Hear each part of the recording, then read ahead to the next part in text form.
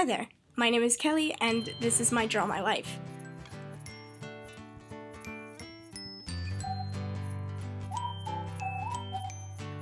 I was born in a small east state called Pennsylvania on March 11th, 1997, and I have not moved from that small little area since the day I was born.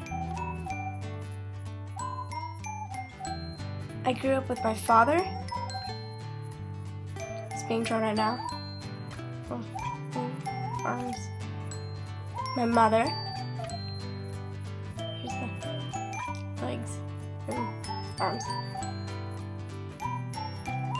And my two siblings, Addie and Nick, who had matching bowl cuts and are apparently falling from the sky. Now, growing up, my brother and sister were a lot more active than I was as a kid. They would go out and fight dragons and save princesses and do really cool stuff like that. And I was too small and young and fragile to join them at the time. But it doesn't really, oh shoot, I completely screwed up my brother's arms and everything else. But it doesn't really matter because they had the neighborhood allies to back them up on their adventures. Also, I was perfectly fine on my own. I played video games a lot as a kid.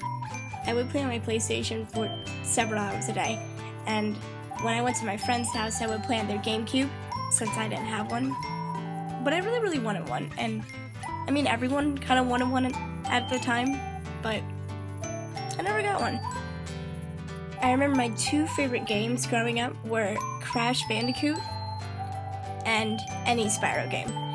And I played other games as well, other stuff by Sony and definitely some Nintendo stuff, but those two just kind of stuck out a lot.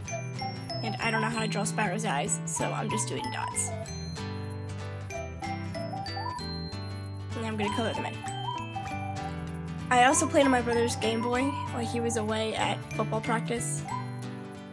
I would just sneak into his room and play Pokemon for a while. He still doesn't know that I used to do that. Besides drawing, I didn't really do much else as a kid, but according to my mother, I spent tons of time alone in my room, and then I thought I was reserving myself too much and I need to be more out there and more productive like my brother and my sister.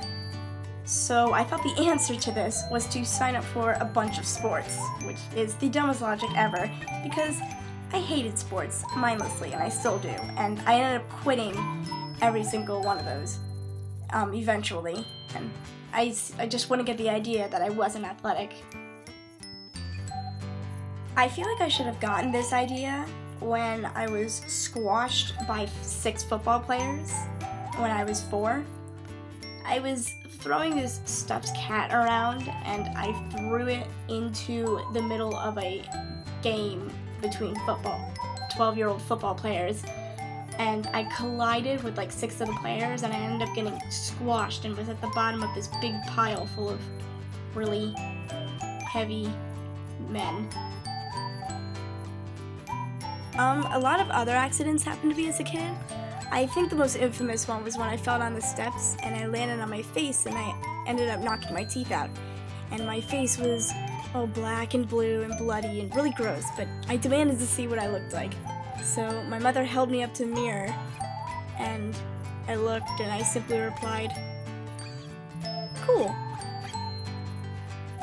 This transitions into middle school when I started getting into Ed's world, and Ed was a huge inspiration for me back then, and he definitely still is today.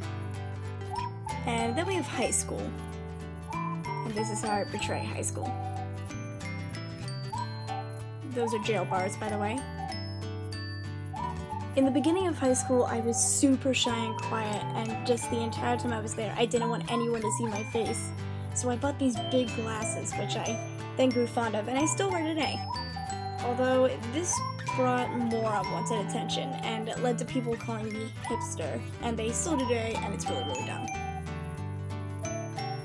Slowly over time, I came out of my shell, and I made some friends, and I was still reserved, but I was definitely getting better. Although I wasn't only introduced to people during this time period. A friend of mine brought her ukulele to a party and played for us, and I thought, wow, she can play the ukulele, that's so cool and different and unique. And and I was very, very fascinated by this talent that she had. And it was kind of a new experience for me. So I thought maybe I should try sharing that talent. About a month or two later, I got my first ukulele, and thus the ukulele was born.